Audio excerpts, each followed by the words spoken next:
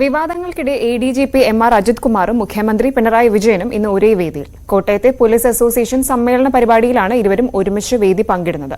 ഒപ്പം DGP ഷെയ്ഖ് ദർവേഷ് സാഹിബും ഉണ്ടായേക്കും. PV Anwar MLA ADGP MR Ajith കുമാറിനെതിരെ ഗുരുതര ആരോപണം ഉന്നയിച്ചിരുന്നു. ഇതിന്റെ പശ്ചാത്തലത്തിൽ സർക്കാർ അജിത് കുമാറിനെതിരെ എന്ത് നടപടി സ്വീകരിക്കുമെന്ന ആകാംക്ഷ നിലനിൽക്കെയാണ് മുഖ്യമന്ത്രിയും ADGPയും ഒരേ വേദിയിലെത്തുന്നത്. വളരെ പ്രധാനപ്പെട്ട ഒരു കാര്യം തന്നെയാണിത്. ഇത്തരത്തിലാണ് സംഭവിച്ചിരിക്കുന്നത്. അജിത് കുമാറിനെതിരെ ഗുരുതര ആരോപണം ഉന്നയിച്ച പശ്ചാത്തലം കൂടി ഇതിനോട് ചേർത്ത് വായിക്കണം. PV Anwar MLA, CV Anumod ഏറ്റവും പുതിയ വിവരങ്ങൾ പങ്കുവെക്കും. അനുമോദ്, വലിയ ഒരു ആരോപണം ഉന്നയിച്ചതിന് ശേഷം അൻവർ വീണ്ടും അത്തരം കാര്യങ്ങൾ ആവർത്തിക്കുന്നുണ്ട് മാധ്യമങ്ങളോട്. അദ്ദേഹം തന്റെ നിലപാടിൽ നിന്നൊട്ടും പുറകോട്ട് പോകാത്ത പശ്ചാത്തലം കൂടി ചേർത്ത് വായിക്കണം.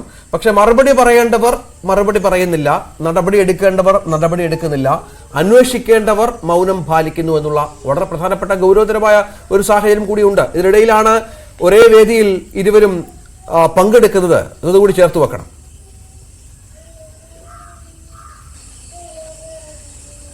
തീർച്ചയായും PV അൻവറിന്റെ ആരോപണങ്ങൾ അത് ഒരു സാധാരണ രാഷ്ട്രീയ ആരോപണമല്ല. നേരെ മറിച്ച് സ്വന്തം മുന്നണിയിലെ ഏറ്റവും മുതിർന്ന നേതാവിന്, മുഖ്യമന്ത്രി കൈകാര്യം ചെയ്യുന്ന ആഭ്യന്തര വകുപ്പിലെ ഏറ്റവും ഉന്നതരായ രണ്ടു പേർക്കെതിരെയുള്ള ആരോപണങ്ങൾ. അത് രാഷ്ട്രീയമായിട്ടും അല്ലാതെയും ഏറെ പ്രാധാന്യമുള്ളതാണ്. ഒരു ഭരണപക്ഷ MLA ആണ് ഇത്തരം കാര്യങ്ങൾ വെളിപ്പെടുത്തിയിരിക്കുന്നത് എന്നത് ഇതിന്റെ പ്രാധാന്യം വർദ്ധിപ്പിക്കുന്നുണ്ട്. അതുകൊണ്ട് തന്നെ ഇതിൽ ഉണ്ടാകുന്ന പ്രതികരണങ്ങൾ വളരെ പ്രധാനപ്പെട്ടതാണ്. അതുകൊണ്ട് തന്നെയാണ് പ്രതികരണങ്ങൾക്ക് കടുത്ത നിയന്ത്രണങ്ങൾ ഏർപ്പെടുത്തിയിട്ടുള്ളത്. ഈ ഒരു വിഷയത്തിൽ പരസ്യ പ്രതികരണങ്ങൾക്ക് സാധ്യത വളരെ കുറവാണ്. ഇവിടെ ഏറ്റവും പ്രധാനപ്പെട്ടത് എന്ത് നടപടി ഉണ്ടാകുന്നു എന്നുള്ളതാണ്. സുജിത് ദാസിനെതിരെയുള്ള നടപടികൾക്ക് പുറമെ ADGPക്കെതിരെ എന്തെങ്കിലും നടപടികൾ ഉണ്ടാകുമോ, അൻവറിനെതിരെ രാഷ്ട്രീയമായിട്ട് എന്തെങ്കിലും നടപടികൾ ഉണ്ടാകുമോ എന്നീ കാര്യങ്ങളാണ്. ഇവിടെ രണ്ട് കാര്യങ്ങളാണ് പ്രധാനപ്പെട്ടിട്ടുള്ളത്. ഒന്ന്, PV അൻവർ MLA ഈ ഒരു നീക്കം നടത്തിയതിന്റെ രാഷ്ട്രീയം എന്താണ് എന്നുള്ളതാണ്. ഇന്നലെ രാത്രി അദ്ദേഹത്തിന്റെ ഏറ്റവും പുതിയൊരു ഫേസ്ബുക്ക് പോസ്റ്റിൽ CPIM-നെ പുകഴ്ത്തിക്കൊണ്ട് CPIM PV അൻവർ എന്നെ ഞാനാക്കി മാറ്റിയ പ്രസ്ഥാനം, പാർട്ടി അംഗത്വമില്ല, പക്ഷെ സാധാരണക്കാരായ പാർട്ടി അണികൾക്കിടയിൽ ഒരാളായി ഈ ഞാനും ഉണ്ട്, മരണം വരെ ഈ ചെങ്കുടി തടലിൽ തന്നെ ഉണ്ടാകും. അദ്ദേഹം അങ്ങനെ ഒരു പോസ്റ്റാണ് ഇന്നലെ ഇട്ടിരിക്കുന്നത്. അദ്ദേഹത്തിന്റെ രാഷ്ട്രീയം വെളിപ്പെടുത്തുന്ന ഒരു പോസ്റ്റ്.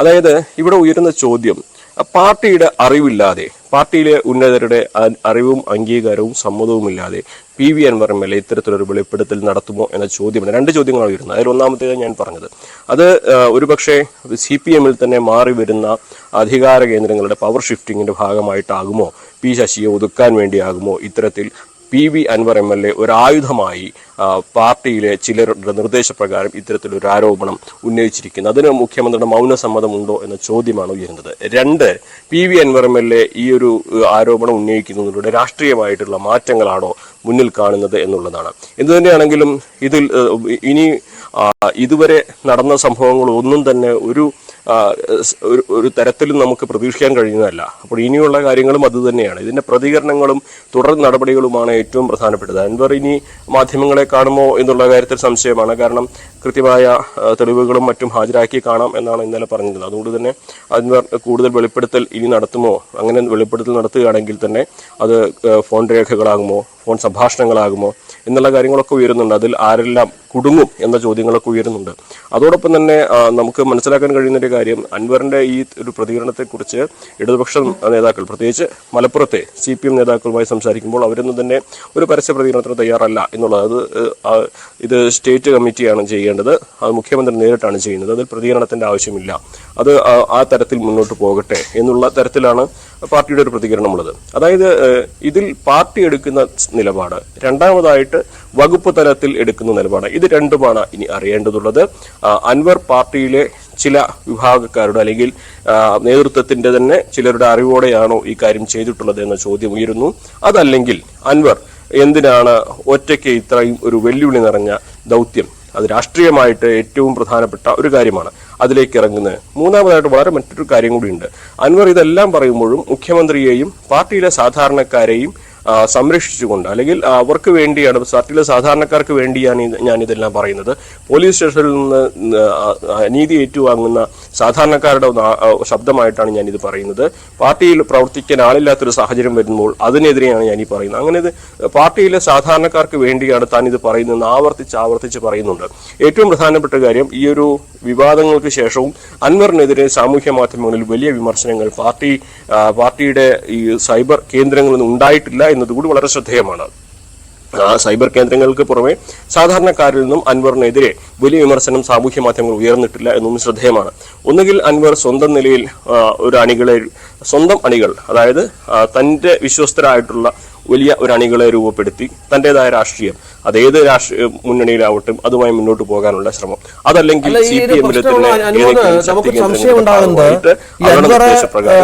നമുക്കറിയാം മുഖ്യമന്ത്രിയുടെ വലിയ വിശ്വസ്തനാണ് പി വി അൻവർ എന്നുള്ള ആൾ. അൻവർ നേരെ മുഖ്യമന്ത്രിയുടെ ഓഫീസിനെ അറ്റാക്ക് ചെയ്യുമ്പോൾ അതിനെതിരെ ഈ CPM നിന്ന് പോലും പ്രതികരണം ഉണ്ടാകാത്തത്, അൻവറിന്റെ കയ്യിൽ മറ്റെന്തെങ്കിലും ബോംബ് ഉണ്ടായിരിക്കണം, മറ്റെന്തെങ്കിലും വെളിപ്പെടുത്തലുകൾക്കുള്ള പശ്ചാത്തലം ഉണ്ടായിരിക്കണം. അൻവറിനെ CPM പേടിക്കുന്നു എന്ന് വേണം കരുതാൻ. കുറഞ്ഞ പക്ഷം മുഖ്യമന്ത്രിയെങ്കിലും ഈ വിഷയത്തിൽ അൻവറിനോട് സംസാരിക്കണമല്ലോ, ഇനി ഇത്തരം കാര്യങ്ങൾ പുറത്തു പറയരുത് എന്ന് പറയണമല്ലോ. കാരണം ഈ P ശശിയെ പോലെ മുഖ്യമന്ത്രിയുടെ ഓഫീസിനെ നിയന്ത്രിക്കുന്ന ഒരാൾക്കെതിരെ പറയുക എന്ന് പറഞ്ഞാൽ അത് നേരിട്ട് മുഖ്യമന്ത്രിയെ തന്നെയാണ് ടാർഗറ്റ് ചെയ്യുന്നത്. എന്തുകൊണ്ട് അങ്ങനെ നിലപാട് മാറ്റം അൻവറിന് എന്നുള്ളത് പ്രധാനമാണല്ലോ. എന്തെങ്കിലും അൻവറിന്റെ പക്കൽ ബാക്കിയുണ്ടോ ഇനി കൂടുതൽ കാര്യങ്ങൾ പറയാൻ എന്നുള്ള പേടിയുണ്ട് എന്ന് കരുതണ്ടേ?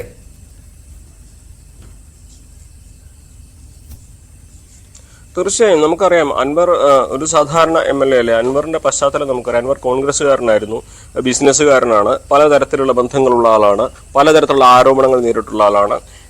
കോൺഗ്രസിന്റെ കോട്ടയിൽ, കോൺഗ്രസിന്റെ ഒരു കരുത്തുറ്റ കോട്ടയിൽ 2 തവണ വിജയിച്ചു വന്ന ആളാണ്. ആര്യാടൻ മുഹമ്മദിന്റെ പാരമ്പര്യവുമായി വന്ന് ആര്യാടൻ ഷൗക്കത്തിനെ തറ പറ്റിച്ചു വന്ന് 2 തവണ അവിടെ നിലമ്പൂരിൽ ഇപ്പോൾ ഇടതുപക്ഷത്തിന്റെ അടയാളമായി മാറിയ ആളാണ്. അപ്പോൾ അതുകൊണ്ട് തന്നെ അൻവറിനെ സംബന്ധിച്ച് ഒരുപാട് കാര്യങ്ങൾ അൻവറിന്റെ കൈവശമുണ്ട്. അത് പാർട്ടിക്ക് നിയന്ത്രിക്കുന്നതിനപ്പുറത്താണ്. സത്യസന്ധമായി പറയുമ്പോൾ മലപ്പുറത്തെ പാർട്ടിക്കും അപ്പുറത്താണ് അൻവർ MLA എന്ന വ്യക്തി. അതുകൊണ്ട് തന്നെ മലപ്പുറം ജില്ലാ കമ്മിറ്റിക്കോ അല്ലെങ്കിൽ ഇത്തരത്തിലുള്ള നിയന്ത്രണങ്ങൾക്ക് അതീതനാണ് ഒരു ഘട്ടം വരെ അൻവർ. നമ്മൾ കഴിഞ്ഞ 30-ാം തീയതി കണ്ടതാണ്. 30-ാം തീയതി അദ്ദേഹം SP-യുടെ ഔദ്യോഗിക വസതിയിലേക്ക് ചെന്ന് കയറുന്നതും അവിടെ കുത്തിയിരിപ്പ് നടത്തുന്നതും അതിനുശേഷം അദ്ദേഹത്തെ പാർട്ടി ഓഫീസിലേക്ക് വിളിപ്പിക്കുന്നതും, വിളിപ്പിച്ച് പുറത്തിറങ്ങുമ്പോൾ അദ്ദേഹത്തോട് മാധ്യമപ്രവർത്തകർ ചോദിക്കുന്നുണ്ട് പാർട്ടി എന്തെങ്കിലും പറഞ്ഞു. അപ്പോൾ ഏത് പാർട്ടി എന്നാണ് അദ്ദേഹം ചോദിക്കുന്നത്. അതായത് പാർട്ടി നേതാക്കൾക്ക് നിയന്ത്രിക്കുന്നതിന് അപ്പുറത്താണ് അൻവറിന്റെ പല കാര്യങ്ങളും ഉള്ളത്. കാരണം അൻവറിന്റെ ഒരു ശൈലിയും അൻവറിന്റെ രീതിയും എല്ലാം അങ്ങനെയാണ്. നിലമ്പൂരിലെ ജയം അൻവറിന്റെ വിജയമാണ്, അത് പാർട്ടിയുടെ വിജയമല്ല. അത് പാർട്ടിക്ക് നന്നായിട്ട് അറിയാം. അപ്പോൾ അത്തരത്തിൽ പാർട്ടിക്ക് പലപ്പോഴും ആശ്രയിക്കേണ്ടതായിട്ടുള്ള പല കാര്യങ്ങളും ഉണ്ടാകാം, അല്ലെങ്കിൽ അൻവറിന്റെ കൈവശം ഇത്തരത്തിലുള്ള പല വിവരങ്ങളും ഉണ്ടാകാം.